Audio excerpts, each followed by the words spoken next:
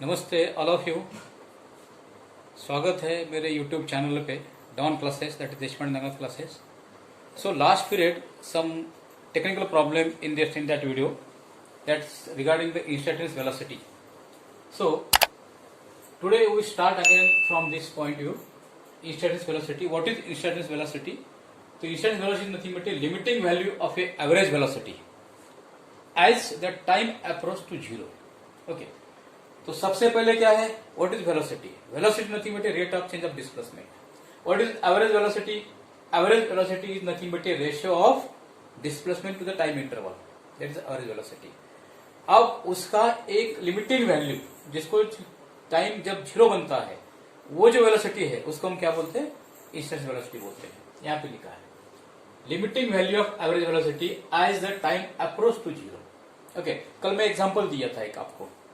एक पैसेंजर है, अपने घर की तरफ से बस स्टैंड की तरफ निकल चुका है बस पकड़ने के लिए. अब जब वो नॉर्मल स्पीड है टाइम के साथ, कुछ टाइम यानी कि 5 मिनट नॉर्मल स्पीड से चला, बस पकड़ने के लिए उन्होंने स्पीड बढ़ा दिया, फिर बस और स्पीड बढ़ा दिया. जैसे उसको बस सामने दिखी तो उसने और स्पीड बढ़ा दिया, मगर बस उसको मिली नहीं, वहां से निकल चली गई. तब उसने स्पीड को डिक्रीज कर दिया. अब देखो, अगर इनका हम इक्वल टाइम इंटरवल करेंगे टाइम के साथ, तो कहीं जगह पे स्पीड बढ़ गई है, कहीं जगह पे स्पीड कम हो गई है, कहीं और बढ़ गई है और फिर कम हो गई है. ओके, तो ये जो है वहां का स्पेसिफिक टाइम अगर हम कैच करेंगे, टाइम टी टू जीरो, और वही की स्पीड हम कैच करेंगे, तो वो स्पीड को हम क्या बोलते हैं? इंस्टेंटेनियस स्पीड, इसको हम बोलते हैं. ओके, और एवरेज स्पीड में क्या है? एवरेज स्पीड में कहीं भी टाइम, कौन से टाइम पे तुम कौन से टाइम कैच करो, टाइम इंटरवल को टाइम कैच करोगे, स्पीड कैच करो, तो स्पीड सेम इंटरवल पे सेम रहेगी. ओके, तो और एक्सप्लेन करने के लिए डायग्राम देखो. Okay, so limiting value of average velocity at the time approach to zero, that means limit tends to zero, dr by dt, r stand for the displacement. Okay, to dou r by dou t is nothing but dr by dt. तो limits t delta t से zero, dr by dt, that is nothing but instantaneous velocity. अब diagram में देखो. Okay, तो आपको मालूम है ये y एक्सिस, ये x एक्सिस, सिमिलरली अगर ये y, ये x एक्सिस, ये y एक्सिस, ये x axis, lastly y axis और ये x एक्सिस. ओके, अब पॉइंट O से पहला पोजीशन पॉइंट है P, ये है r displacement, that's r is vector. Second point P1, it is r1. यहां का डिस्प्लेसमेंट जो हमने पढ़ चुके हैं इसके पहले के वीडियो में, ये अकॉर्डिंग वेक्टर लॉ, ये डेल्टा r. अब देखो, पोजीशन P से पोजीशन P1 जाने के लिए कितना डिस्टेंस है? Delta r. ओके, अब टाइम भी होगा ना इसमें. टाइम क्या होगा? At P time T, at P1 time T1. Okay, अब देखो सेकंड फिगर के अंदर ये डिस्प्लेसमेंट यहां पे कम हो गई है. ये हम ऐसा क्यों कर रहे हैं? क्योंकि average velocity as a time approach to zero, हमको टाइम अप्रोच जीरो करना है, तब हम इनको इंस्टेंट बोल सकते हैं. और कंडीशन क्या है? कंडीशन ऐसी है, the instantaneous velocity, the direction of velocity of any point on the path of the object is tangent to the path of that point, it is the direction of the motion. Okay, ये definition है और ये tangent होना जरूरी है instantaneous velocity का. अब second figure में देखो, ये P2 डिस्टेंस कम हो गया. ओके, तो R2, ये फाइनल रिजल्ट डिस्टेंस भी कम हो गया. क्लियर है? अब ये डायरेक्शन ऑफ स्पीड है, यहां पे dr by dt जो होगी वो ज्यादा होगी एज कंपेयर टू यहां से. क्यों? डिस्प्लेसमेंट कम है. ओके, ये डिस्प्लेसमेंट ज्यादा है.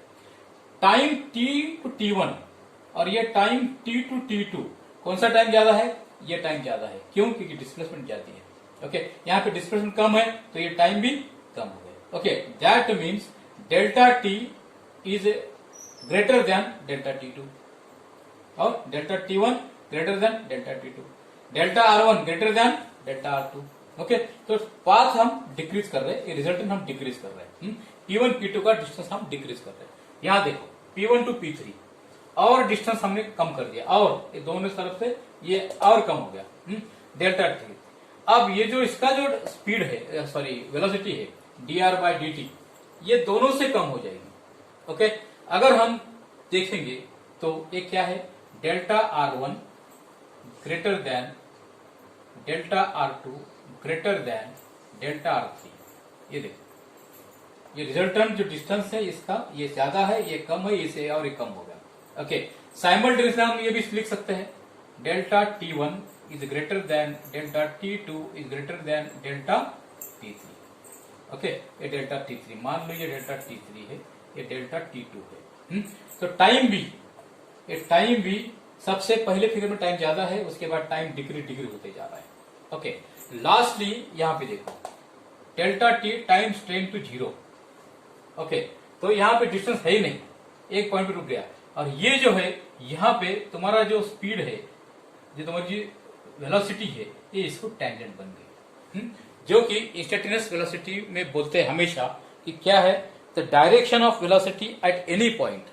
ध्यान से सुन लो, the direction of velocity at any point on the path of an object is tangent to the path at that point and the direction of the motion. Okay, that means here delta t tends to 0 in this figure, delta r also tends to 0.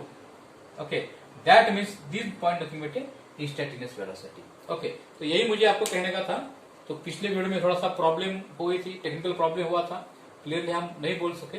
तो average velocity ये अलग और instantaneous velocity is different one. Okay, now uniform velocity, in uniform velocity, uniform motion, average velocity, instant velocity, both are same, but in other form, variable velocity, the instantaneous velocity and average velocity both are different one. Okay, okay. अब जानते हैं acceleration के बारे में।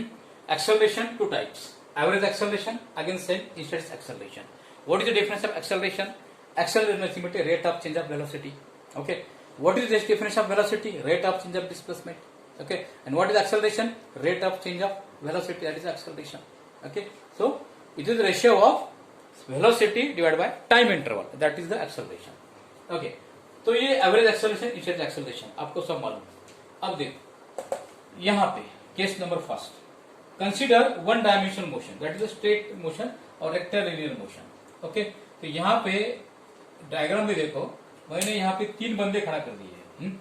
एक straight line है और ये रेस में खड़े हुए भागने के लिए, ये आदमी ये आदमी बी, ये आदमी सी। ओके, जैसे अंपायर ने सीटी मारी, ये तीनों भागना चालू कर दिया। अब देखो इनकी स्पीड देखो, इनकी मोशन देखो, ये स्ट्रेट लाइन है। ओके, ये यहाँ भागना चालू कर दिया, तो बी यहाँ भागना चालू कर दिया और सी इसी स्पीड भाग चालू हो गई। अब देखो अगर ये कांस्टेंट स्पीड से भागेंगे, that means the man 3 person can be travels or move a constant speed, then what is the acceleration? Then अब स्पीड कांस्टेंट है तो एक्सेलरेशन क्या है, वो भी कांस्टेंट है। अब देखो एक्सेलरेशन कब बढ़ेगा, जब स्पीड बढ़ेगी अकॉर्डिंग टू टाइम्स। ओके, तो ये जब ने स्पीड बढ़ा दिया तो ये का स्पीड ज्यादा हो गई, बी कम और सी कम। इसका मतलब ये है इसकी स्पीड बढ़ गई, जब इसकी स्पीड बढ़ गई तो इसका एक्सेलरेशन बढ़ गया। अब देखो एक्शन का डायरेक्शन कुछ तरफ है, तो स्पीड इस तरफ है, तो एक्सेलरेशन भी इस तरफ है। ओके, जैसे कि मान लो कोई आदमी भाग रहा है और पीछे से आके किसी ने उसको धक्का दे दिया, तो क्या हो जाएगी, उसकी स्पीड बढ़ जाएगी ना। तो स्पीड बढ़ गई, स्पीड बढ़ गई मतलब एक्सेलरेशन बढ़ गया। ओके, क्योंकि स्पेसिफिक टाइम पे उसकी स्पीड चेंज हो गई। So velocity divide by time, that is acceleration. तो स्पीड बढ़ने की वजह से उसका एक्सेलरेशन बढ़ गया। ये सिचुएशन यहाँ पे लागू है, इसने स्पीड बढ़ा दिया तो इसका एक्सेलरेशन भी बढ़ गया। अब दोनों का डायरेक्शन एक ही तरफ है, एक्सेलरेशन भी एक ही तरफ है और वेलोसिटी भी उसी तरफ ही जा रही है। ठीक है, अब मान लो ये थक गया थोड़ी देर के बाद, और बी वाला पर्सन ये जो आगे चला गया यहाँ पे, मतलब ये क्या हो गया, इसकी स्पीड कम हो गई। अब स्पीड कम होना ये भी एक्सेलरेशन है, that is negative retardation. Okay, तो यहाँ पे एक्सेलरेशन कम हो गई, मगर अब यहाँ पे जो डायरेक्शन आएगी तो अपोजिट जाएगी, मगर उसी लाइन पे डिक्रीज स्पीड होगी। डिक्रीज स्पीड होना रिटार्डेशन, इंक्रीज स्पीड होना एक्सेलरेशन। ओके, तो acceleration positive direction this sides and retardation negative side this side, but along the x axis. Okay, तो ये कहानी है वन डायमेंशन में। तो वन डायमेंशन में एक्सेलरेशन और स्पीड सेम डायरेक्शन में रहते हैं।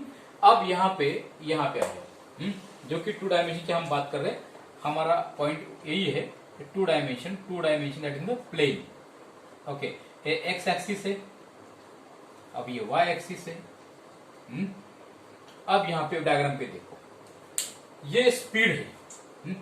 आई यहाँ पर पॉइंट पी तक स्पीड, ये डायरेक्शन इसका स्पीड। ओके, अब जब हम दो एक्सिस की बात करें तब वेक्टर आता है।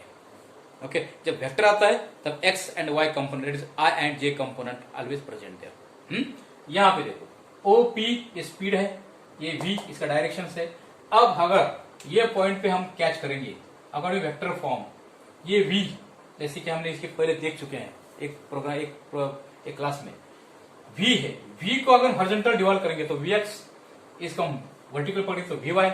ओके, अब ये वी एक्स क्या है, अगर इसका वी हम इसको सॉल्व कर देंगे तो वी एक्स क्या आएगा, वी कॉस थीटा आएगा, और वी वाई क्या आएगा, वी साइन थीटा आ जाएगा।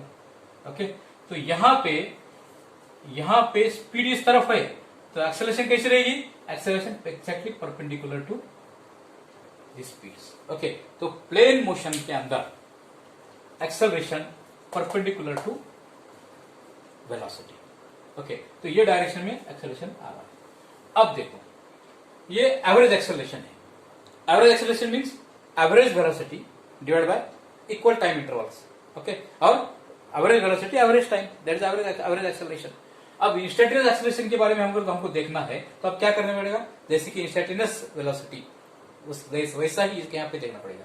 Limiting value of average acceleration is nothing but instantaneous acceleration. Okay, same situation, limiting here also tangent should be present one. Okay, तो limiting value of average acceleration nothing but instantaneous acceleration. अब instant acceleration करने कैसे बनेंगे, इसके और हमको दो चार डायग्राम बनाए, जैसे कि प्रीवियस में हमने देखा है वैसे दो चार डायग्राम इसके बनाएंगे और मैं आपको इसका इंस्टेंट एक्सेलरेशन अभी मैं बता दूंगा।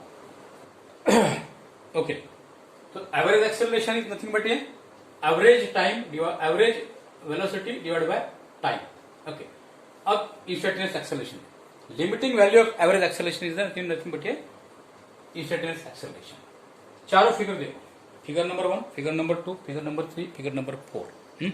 अब सबसे पहले first figure, according to two dimension motion that is plane. Okay, here x axis it is a y axis. Point चलो यहां से, स्पीड, ये पहला पॉइंट P, ये P1, P1 P2 P1, rate of change of velocity according to times, that means here this speed from point P velocity like this way and for point P velocity like this way. Okay, so यहाँ पे देखो ये speed यहाँ जा रही है, इस पे ये यहाँ पे स्पीड यहाँ पे जा रही है, पॉइंट P की ओर स्पीड ये डायरेक्शन अलग है, पॉइंट P1 पे इसका डायरेक्शन अलग। ओके, अभी एक्शन इसकी टेंजेंट है, इसका हम फ्री बॉडी डायग्राम यहाँ पे बना दिए तो ये ऐसा आएगा V1 V, और ये जो है, ये जो मोशन है इसका चेंज, ये डेल्टा डो V that is dV by dt, that is acceleration. तो एक्सेलरेशन का डायरेक्शन हमेशा ये यहाँ पे परपेंडिकुलर है। अब second number figure number 2, y x, यहाँ पे ये पॉइंट है P2, ये पॉइंट एज यूजुअल P। अब इसका जो डिस्टेंस है हम कम कर दिए, मतलब ये इसका क्या है, स्पीड हम कम कर दिए। यहाँ पे डायरेक्ट हम डिस्टेंस नहीं बोलेंगे क्योंकि ये स्पीड चल रही है। ओके, तो यहाँ पे स्पीड हमने कम कर दिया। यहाँ पे जो P1 से P2 तक जो टाइम है ये ज्यादा है ये फिगर से, क्योंकि यहाँ पे डिस्टेंस कम कर दिया। डिस्टेंस कम कर दिया तो टाइम कम हो गया। तो P टू P2 जो वेलोसिटी है वो ऑटोमेटिक कम हो गई। अब देखो ये पॉइंट P है, यहाँ पे P3 है, यहाँ पे और स्पीड कम हो गई तो और टाइम कम हो गया। इसका मतलब क्या है, delta T1, first figure, delta T1 is greater than delta T2 is greater than delta T3। Parallelly ये जो स्पीड है, ये स्पीड ये सबसे ज्यादा है, इसके बाद ये कम होगी, इसके बाद ये कम होगी। ओके, अब इसका फ्री बॉडी डायग्राम देखो, V2 P2 की जो स्पीड है V2, P का स्पीड V, ये दोनों ये तरफ से है, इसका डो V dV by dt, ये एक्सेलरेशन ये परपेंडिकुलर है। इसका फ्री बॉडी डायग्राम देखो, v3 और v दोनों का, और ये इसका 2v, rate of change of velocity acceleration, ये ऐसे। अब देखो लास्ट में यहाँ पे सिर्फ एक ही पॉइंट है P, एग्जैक्ट एक पॉइंट है P, यहाँ पे P3 P4 है ही नहीं। ओके, अब यहाँ पे अब देखो टाइम की बात करो, यहाँ पे क्या है, टाइम t टेंड्स टू 0, यहाँ पे हर जगह पे टाइम है, मगर यहाँ पे टाइम्स क्या है, 0, दैट्स नॉट लिमिटिंग वैल्यू, जिसको हम बोलते हैं लिमिटिंग वैल्यू। जब लिमिटिंग वैल्यू में हमारा एक्सेलरेशन आ जाता है, इसको हम क्या बोलते हैं, इंस्टेंटेनियस एक्सेलरेशन बोलते हैं। अब इसका फ्री बॉडी डायग्राम देखो, ये v एक्सेलरेशन ये बिल्कुल perpendicular, tangent, okay, that means here delta tends to 0, almost delta tends to 0. Okay, so the specific point captured in acceleration at that time, okay, it should be tangent to the motion of the path. That is the instantaneous velocity, instantaneous acceleration. Okay, exactly. That means in short way, simple way, एक simple आसान language में आपको बोल दूं, limiting value of average acceleration, that is the instantaneous acceleration. Okay, तो मेरे हिसाब से आपको समझ में आया होगा, क्योंकि मैं ज्यादा डीप जाने की कोशिश कर रहा हूँ यहाँ पे। तो ये limiting value of average acceleration